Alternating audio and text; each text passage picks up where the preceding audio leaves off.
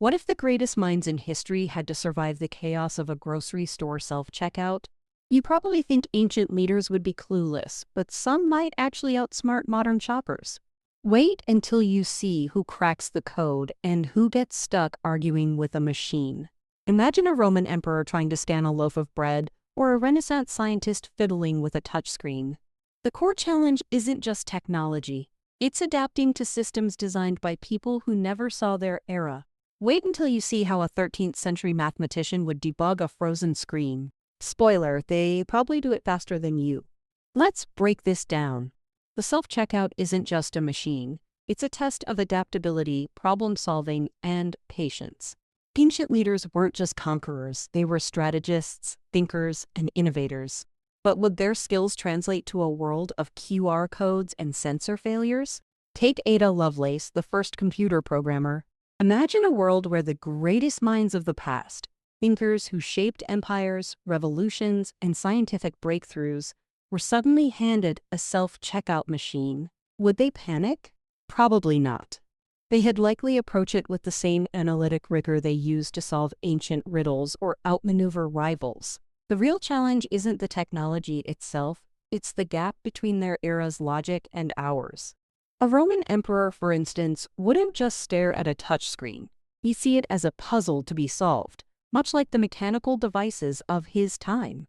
He might try to press the screen with a stylus, assuming it's a wax tablet, or demand a servant fix it, mistaking the machine for a malfunctioning slave. But here's the twist. His mind was trained to think in systems, to break down complex problems into manageable parts. That's the same skill modern engineers use to debug code or troubleshoot hardware.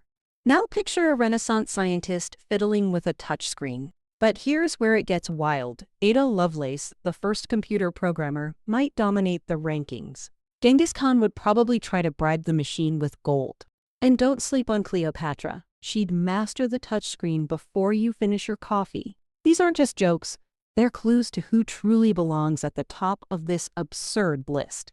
Imagine Ada Lovelace, whose 19th century vision of algorithms as poetical science could translate to troubleshooting code with the precision of a poet composing sonnets. She'd see a frozen screen not as a glitch but as a mathematical puzzle waiting to be solved. Her mind, trained to bridge logic and creativity, might dissect the machine's language faster than any modern engineer. Meanwhile, Genghis Khan, master of strategy, negotiations, and brute force, would approach the machine like a battlefield. He'd demand it yield, offer gold as a tax, or threaten to dismantle it if used cooperation. His empire was built on adaptability. He'd treat a frozen screen as a challenge to be overcome, not a problem to be fixed. And Cleopatra. She was a master of persuasion, a strategist who turned Rome's might into her own. The paradox is solved. History's best problem solvers weren't just conquerors or thinkers. They were adapters. Here's why this changes everything. The self-checkout isn't just a test of tech skills. It's a mirror reflecting how ancient minds might have thrived in a world of instant gratification and glitchy machines. Imagine Hypatia, the mathematician of Alexandria, staring at a frozen screen. To her, it wouldn't be a dead end. It'd be a puzzle. She'd dissect its logic, apply her knowledge of ratios and geometry, and find a way to reset the system. Or consider Archimedes, who once moved a ship with a lever. To him, a malfunctioning scanner would be a mechanical riddle, solvable with the same ingenuity that built his war machines. These figures didn't just think, they acted. They saw obstacles as opportunities, not roadblocks. But here's the kicker, we've lost that instinct. Today's world is built on convenience, not curiosity. We swipe, we tap, we wait for the machine to fix itself. The irony of it all is that the self-checkout isn't just a test of patience. It's a mirror held up to our collective relationship with progress. We've built a world where machines do the thinking, but what happens when those machines fail? The answer isn't in the algorithms or the sensors, it's in the people who've spent lifetimes solving problems without a Wi-Fi connection. Think about it. The same ingenuity that let ancient engineers channel water across deserts or mathematicians map the stars is still alive in us. It's just buried under layers of convenience, waiting for the right moment to resurface. And that moment, it's here.